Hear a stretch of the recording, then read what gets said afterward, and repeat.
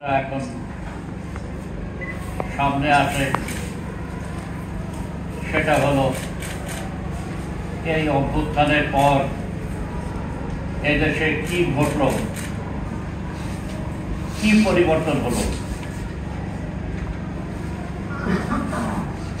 দেখা যাবে অনেকে মনে করেছিল যে এইটা একটা যাকে বলে দ্বিতীয় স্বাধীনতা, একটা বিরাট বিপ্লব ইত্যাদি, কিন্তু আসলে দেখা গেল যে এই যে পরিবর্তন, এইটা তো কোনো সমাজ বিপ্লব নয়। এই পরিবর্তন তো কোনো শ্রেণী শাসনের পরিবর্তন আনেনি। এই পরিবর্তন তো এদেশে যে শ্রেণী শাসন কাঠামো ছিল তাকে তো দুর্বল করেনি।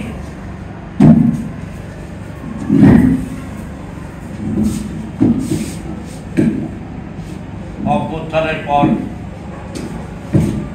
দেখা গেল সামগ্রিকভাবে এই দেশের রাজনীতিতে দক্ষিণপন্থীদের প্রভাব,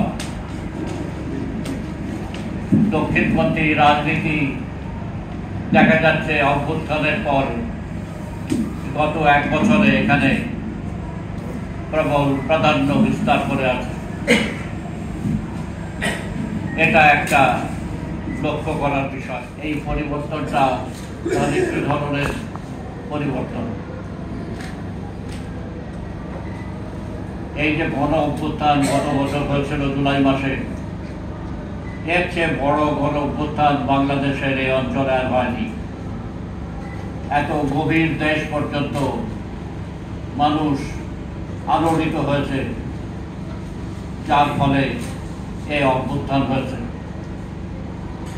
আর এই এত শক্তিশালী গণ অভ্যুত্থানের আরেকটা কারণ হয়েছে, এই গণ অভ্যুত্থান বাংলাদেশের ইতিহাসে সব থেকে নির্যাতক, সব থেকে গণবিরোধী একটা শক্তির বিরুদ্ধে হয়েছে। এই গণ অভ্যুত্থানের পর যেটা অনেকেই সাধারণভাবে আশা করেছিলেন যে বামপন্থী শক্তি সামনে আসবে, কিন্তু দেখা গেল যে বাস্তব ক্ষেত্রে বামপন্থী শক্তি সামনে আসেনি। শুধু তাই নয়, বলতে গেলে দেখা যাবে যে বামপন্থী শক্তি আশেপাশেও নাই। বামপন্থী বলে যে দলগুলো আছে তাদের কোনো ভূমিকা এখানে। দ্বিতীয় কথা হচ্ছে এই দক্ষিণপন্থীদের মধ্যে যে ধর্মীয় প্রভাব, এই ধর্মীয় প্রভাবটাও এখানে বেড়েছে। এদেশে গণতান্ত্রিক আন্দোলনের ফলে রাজনীতিতে ধর্মের যে প্রভাব কমে এসেছিল সেটা কিন্তু এখন আর নাই। দেখা যাচ্ছে যে এখানে জামাতে ইসলামী যথেষ্ট শক্তিশালী হয়েছে। এইখানে যে ছাত্রদের যে দল হয়েছে, কি যেন নাম, কি পার্টি, জাতীয় নাগরিক নাগরিক সিটিজেন পার্টি। এই সিটিজেন পার্টির ক্ষেত্রেও দেখা যাবে যে এই সিটিজেন পার্টিও ধর্মের কথা বলছে। এই সিটিজেন পার্টি হচ্ছে একটা খুবই আশ্চর্যের ব্যাপার যে এদের নেতৃত্বে একটা অভ্যুত্থান হয়েছে, কিন্তু এখানেও চিন্তা করতে হবে যে এদের নেতৃত্ব বলতে ঠিক কি বোঝায়। এই যে বিশাল যে গণ অভ্যুত্থান, আসলে কি এদের নেতৃত্ব তারা দিচ্ছে? ঘটনাক্রমে তারা যেহেতু তাদের কোটা আন্দোলন করেছিল, এই কোটা আন্দোলন একটা স্কুলিংয়ের মতো কাজ করেছিল। শেখ হাসিনার যে নির্মম, নির্দয় এবং শক্তিশালী যে অবস্থান, তার বিরুদ্ধে একটা বিক্ষোভ হয়েছিল। এই ছাত্ররা করেছিল। ছাত্ররা কি নিয়ে আন্দোলন করছিল? তারা তো কোনো সমাজের কোনো বড় সমস্যা নিয়ে আন্দোলন করেনি। শ্রমিকের কথা, কৃষকের কথা তার মধ্যে ছিল না। এমনকি এদেশে গণতান্ত্রিক যে রাজনীতি, সেই রাজনীতির কোনো কথাও তার মধ্যে ছিল না। তাদের কথা ছিল যে তারা একটা সুবিধাভোগী শ্রেণী হিসাবে তাদের নিজেদের মধ্যে কে কত কোটা পাবে তাই নিয়ে আন্দোলন। তাহলে দেখতে হবে যে যে ছাত্ররা এই আন্দোলনের তথাকথিত নেতা হিসাবে সমাদৃত হচ্ছে, তাদের আন্দোলনের চরিত্রটা কি ছিল? তার মধ্যে তো কোনো রাজনীতি ছিল না, তার মধ্যে গরিবের কোনো কথা ছিল না, কৃষক শ্রমিক, তাদের মধ্যে ছিল তাদের নিজেদের যে সুবিধা, এই সুবিধা কিভাবে পুনর্বন্টন হবে সেই আন্দোলন। বাংলাদেশের জনগণের যে একটা সরকারের বিরুদ্ধে ক্ষোভ, সেই ক্ষোভ ছাত্রদের এই যে আকার অভ্যুত্থানের আকার গ্রহণ করেছে। এখানে এই আন্দোলন হয়েছে যে কোনো রাজনৈতিক দলের নেতৃত্ব নেই,